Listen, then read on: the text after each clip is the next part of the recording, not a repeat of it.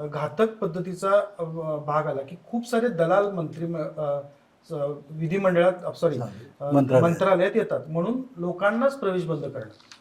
तुमचे प्रश्न स्थानिक पातळीवर सोडा. आत्ताची परिस्थिती अशी आहे की मंगळवारी, सोमवारी, बुधवारी, गुरुवारी ह्या 4 दिवसांत, मंगळवार अशा की मंत्रिमंडळाची बैठक असते, त्यामुळे खूप सारी लोक तिथं पूर्वी यायची.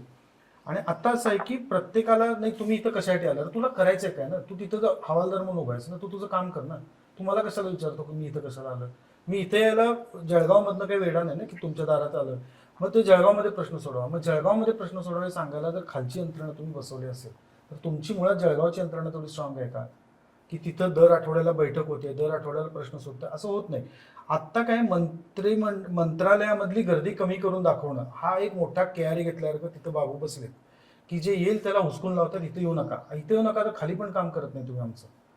हा नको तिथं रंगसफेदीचा जो कार्यक्रम चाललाय ना, मुळात त्या वाड्याच्या विटा भक्कम करायला पाहिजे, त्याऐवजी आपण कलर लावायला घाई करायला लागलो.